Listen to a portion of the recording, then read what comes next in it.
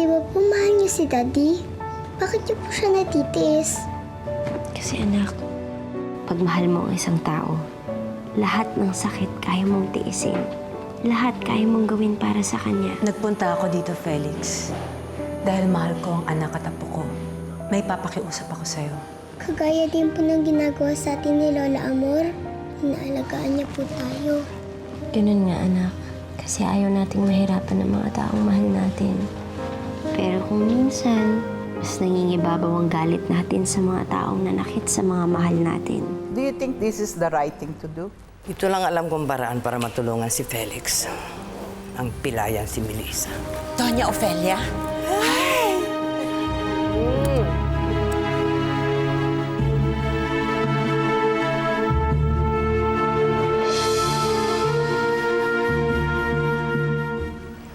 I know na ikaw ang tumutulong kay Melissa ngayon, Roberto. Para kanyang pakpak.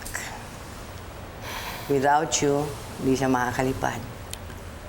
Hindi siya makakalaban. That's why I came here. Are you saying na huwag kong tulungan si Melissa sa kaso nila ni Felix?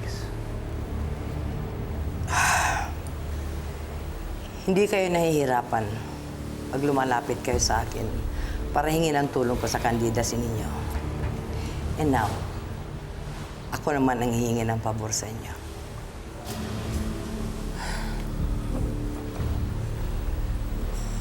Tama naman si Doña Ofelia.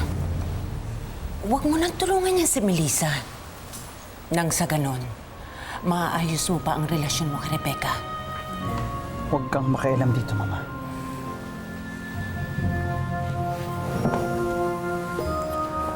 I'm sorry, but I don't take orders from you. Kayo na ang nagsabi na ako ang pakpak ni Melissa. At wala akong planong baliin ang pakpak na yan. Roberto. Doña Ofelia, sandali lang. Sana'y hindi makaapekto sa samahan natin ang problema ni na Roberto. Hindi namin siya kontrolado. I hope you understand. Kung alam ko lang na ganyan kayo kadadamo sa pagtanaw ng utang na loob, I wouldn't have spent a single centavo para tulungan kayo. From now on, don't expect any support from me. Maliwanag? Let's go, Regina. Alam mo ba, Felix, kapag tinitignan ko si Eva, ako ang nahihirapan para sa apo ko. At nasasaktan ako kapag nakikita kong nasasaktan ng anak ko. Ayoko nasasaktan si Melissa. Kung ganon, pagbigyan mo na lang siya. Makipagtulungan ka na lang sa kanya para mas madaling mapawalang bisa ang kasal ninyo. Pero hindi ko kakayanin mawala mag-ina ko.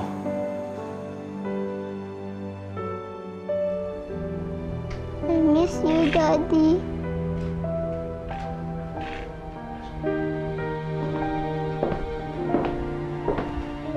Eva, anak, anong ginagawa mo? Sabi mo po kasi, Mami, kapag mahal mo ang isang tao, lahat gagawin mo para sa kanya. Gagawin ko din po lahat para magkabalikan kayo ni Daddy. Kasi mahal ko kayo pareho.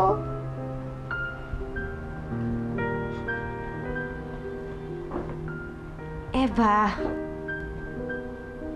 bakit mo nilagay yung picture na yan dyan?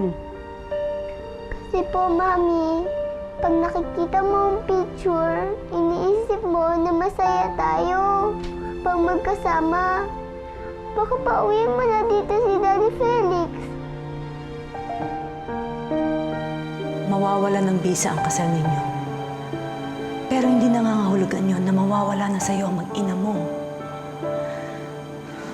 Pwede mo pa namang ayusin ang lahat kahit hindi na kayo mag-asawa. Palipasin mo muna ang galit ni Melissa. Hindi ganun kadali yun, eh. Mahal na mahal ko si Melissa. Alam ko yun. Pero kailangan niyang maghiwalay muna ngayon para makapagsimula kayo ulit. Kapag dumating na yung tamang panahon, wala na yung galit, yung sakit. Kapag napatawad ka na niya, nakikiusap ako sa'yo, Felix. Pakawalan mo na si Melissa. Pag ginawa kong gusto niya, para ko na rin binigay sa iba mag-ina ko. Hindi ko kayang gawin yun, Nay. Dahil sila ang kaligayahan ko eh.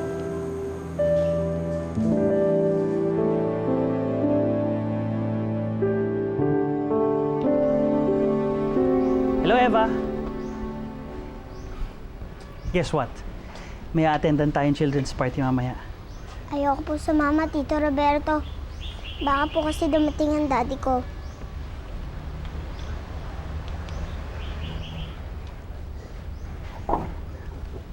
Halika nga dito. Ilang beses ba namin sa'yo sasabihin na paulit-ulit na hinding-hindi na darating ang daddy mo? Kasi bad ang daddy mo. Kaya kung ako sa'yo, kalimutan mo ng daddy Felix mo, ha? Sige na. Magbihis ka Bitiwan na. mo ko! Nasasaktan ako!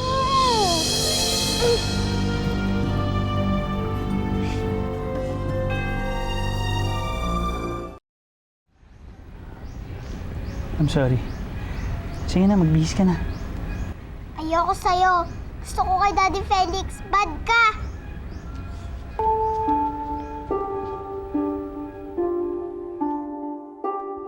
Peste talaga yung bata niya. Oh, akala ko ba gusto ko makuha yung loob ng bata? Para matawa sa'yo si Melissa. Nakakapang-init ang ulo eh. Palibasa, mana sa tatay niya. Buwisit.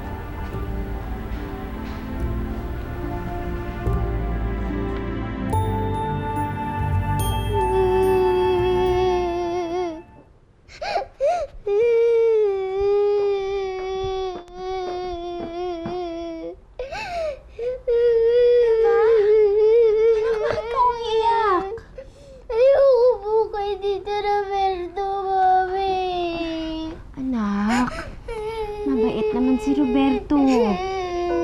Tinutulungan nga niya tayo, di ba? Basta ayoko sa kanya. Akala ko guardian angel siya, hindi pala.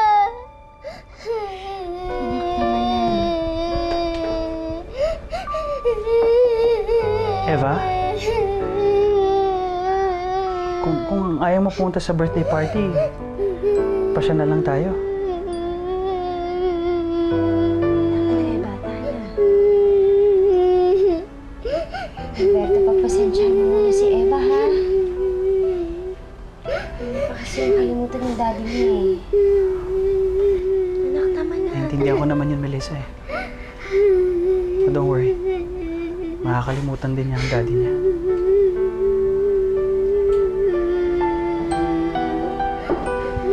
Attorney, Melissa, bumaba na ang desisyon sa kaso isinampa natin kay Felix. Anong desisyon? Well, that's all for now. So just give me a feedback within 1 week.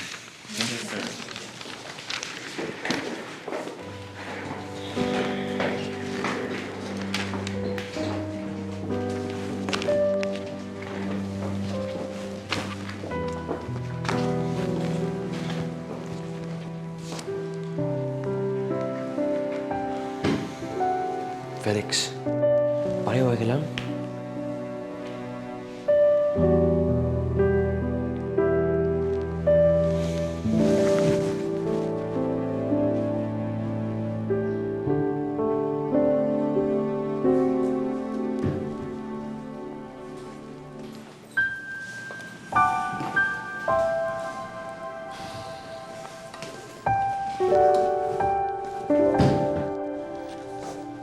Dala ko na ang desisyon ng korte, Felix.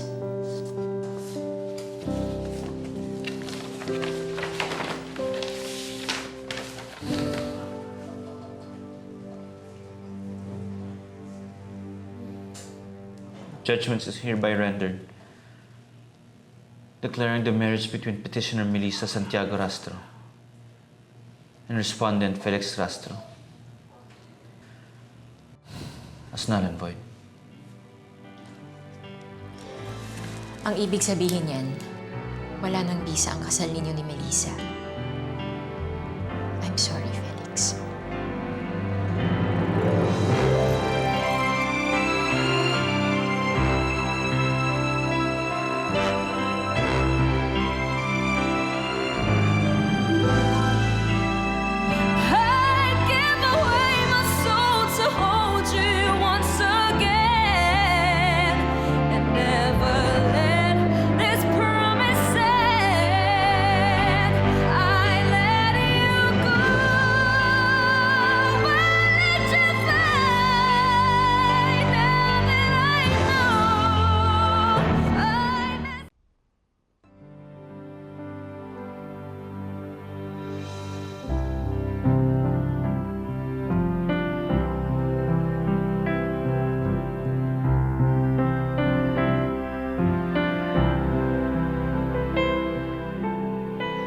Tell me her name, I want to know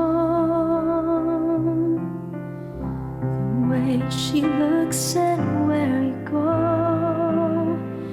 I need to see her face, I need to understand why you and I came to an end.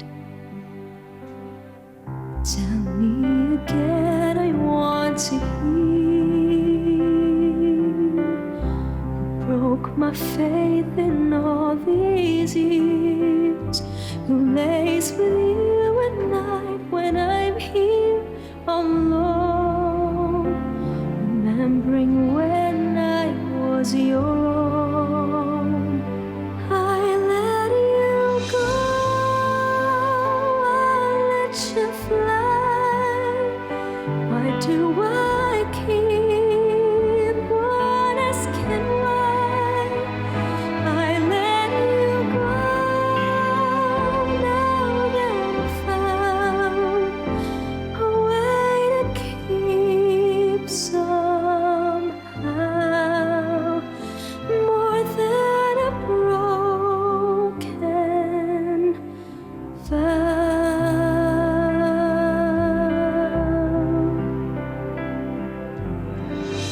Tell me the words I never said.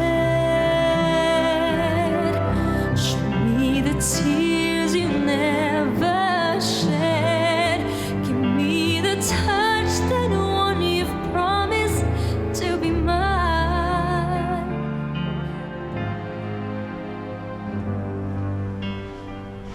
Huwag mo sabing apektado ka sa pagkakawalang bisa ng kasal niyo ni Felix. Hindi ba't yan naman ang ginusto mo?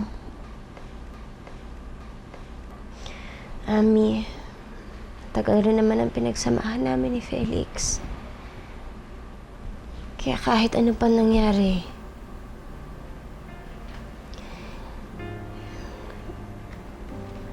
hindi naman madaling hindi maapektuhan. Parang kailan lang buo yung pamilya ko. Pero ngayon wala na. Sanay lang din kasi ako may isang Felix na kasama. Mahirap lang din masanay ulit na kami lang na naman ni Eva. Alam kong mahirap, Mare. Pero mag-move on ka na. Kaya ka nga nakalaya kay Felix, di ba? Para magkaroon ng pagkakataon na ayusin mo ang buhay mo.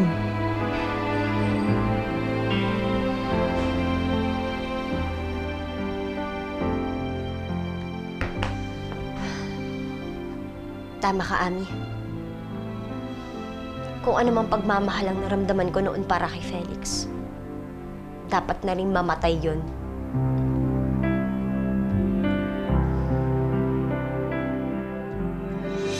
Tell me the words I never said. Show me the tears you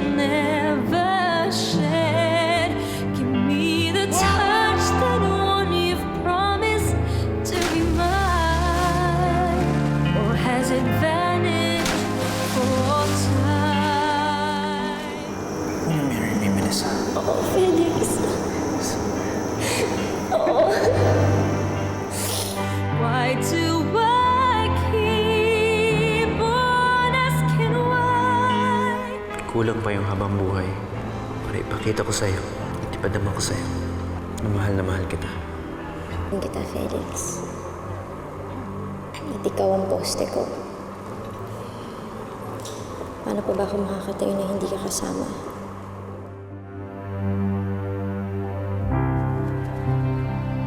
I close my eyes and dream of you and then I realize. Mahal na mahal kita, Melissa.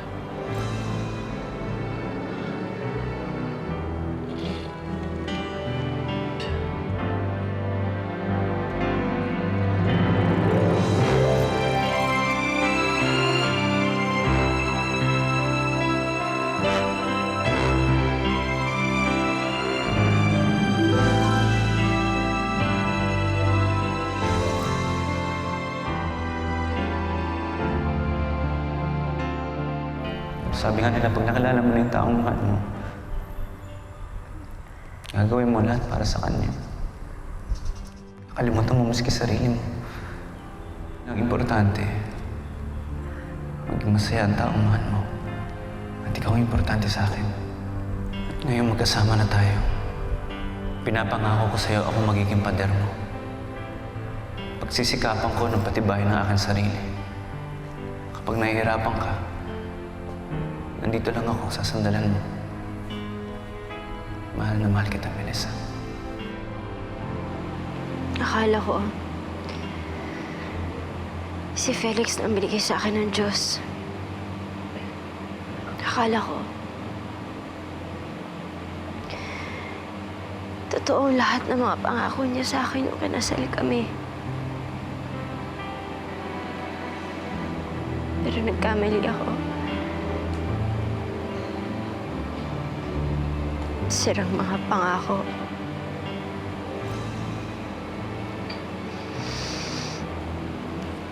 Isa kang pagkakamali, Felix. Isang pagkakamali na hindi na dapat maulit.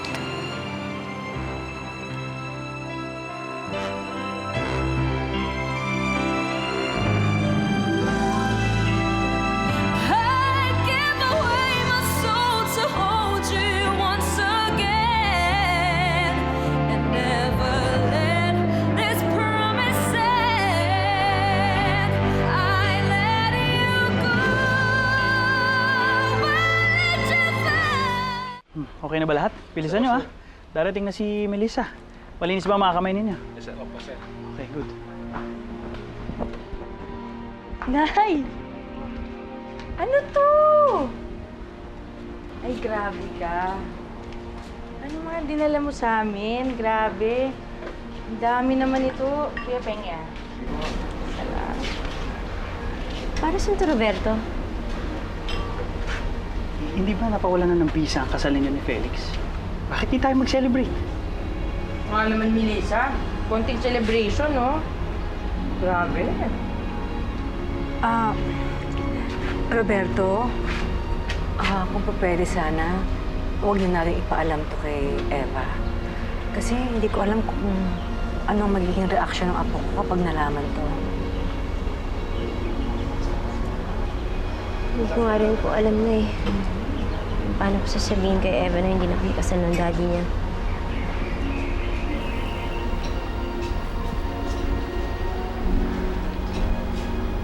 Melissa, natanggap ko ng desisyon ng korte tungkol sa kasal natin. Oh, ano pa ginagawa mo dito? Batas na mismo nagsabi, Felix. Hindi na tayo mag-asawa. Umalis ka na! Hindi ako nagpunta dito para manggulo. Gusto ko na makita ka. At si Eva.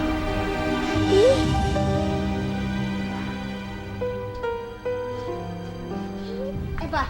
No! Felix, please, umalis ka na. Eva, halika. Halika, baby. Pasukin Pasok tayo sa loob. Dali lang, sandali lang. Sasapos na. Felix! Sige, nanay. Timer.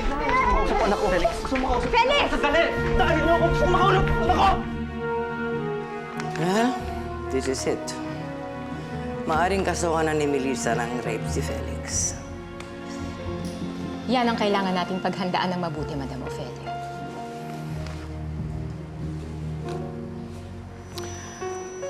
Attorney, gawin niyo ang lahat, kahit imposible.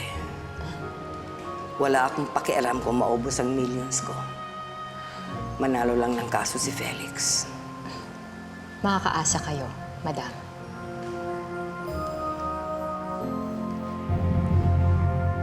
Ami, labas mo siya!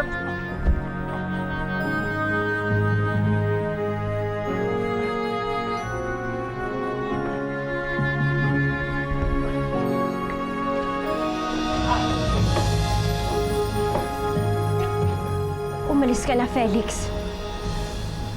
Minsan tinatanggap ko na wala ng bisa ang kasal natin. Pero handa na ako magsimula ulit. Tama nga si Amor. Kaya tayo nagkahiwalay ngayon para makapagsimula ulit tayo ng bagong buhay. Oo, nagsinungaling ako sa inyo. Pero ito na ako ngayon, oh.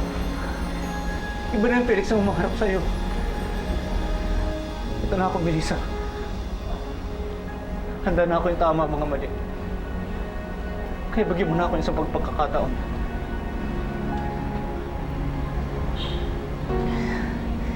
Hindi na ako tanga, Felix. Hindi na ako ulit dadampot ng batong ipupukpok ko sa ulo ko. Kaya pwede ba? Umalis ka na. At wag mo na kaming guguluhin. Melissa! Hindi mo ba narinig si Melissa? Umalis ka na. Ayaw mo umalis? Ilabas niya. Melissa!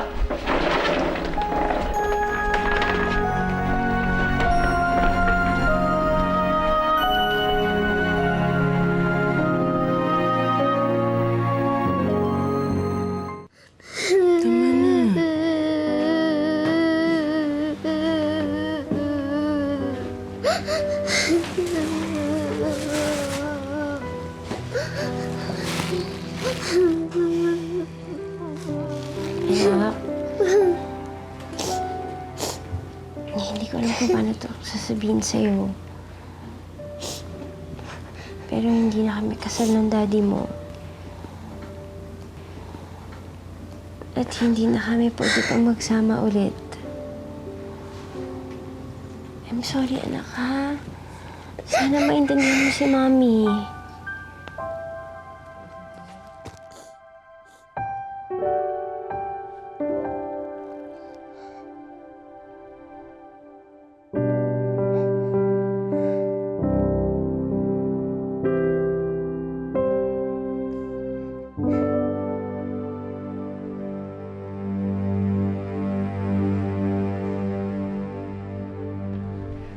O ano ka ngayon? Para kang namatayan, di ba? But don't worry. Ganyan din naman ang pakiramdam ko eh. Habang kinakasal kayo ni Melissa. Pero mabilis mabaliktad ang mundo. Babalik din sa akin si Melissa. Mapapatawad din niya ako. Do you really believe that? Wala ka kasing alam sa susunod na plano ni Melissa eh. Just wait and see, Felix. Mas matindi pa dyan ang bombang sasabog sa'yo. Sige na, ispatsayin nyo na yan. Malis ka na.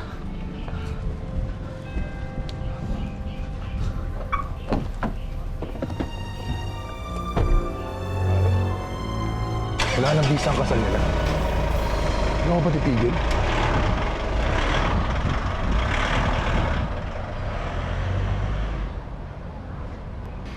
Why would I do that, Rico? Umpisa pa lang to. Sooner or later, matutupad na sa wakas ang mga pangarap namin ni Melissa. Magiging asawa ko na siya. Mabubuo na ang pamilya na nasira ng Felix na yun.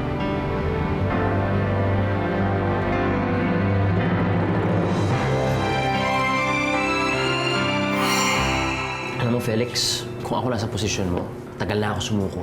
Pero kilala kita eh. Sa sobrang tiyaga, ikaw ang #1. At wala akong plano sumuko, Kenneth. Dapat siguro gawin na natin yung matagal na natin pinlano eh. Ang kasuhan ng rape si Felix.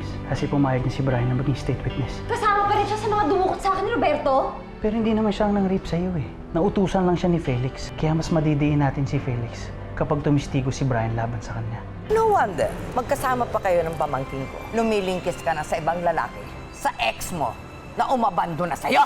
Kung gusto niya magtuos tayo, sa korte na lang tayo magkita-kita. Dahil idedemanda kita ng rape!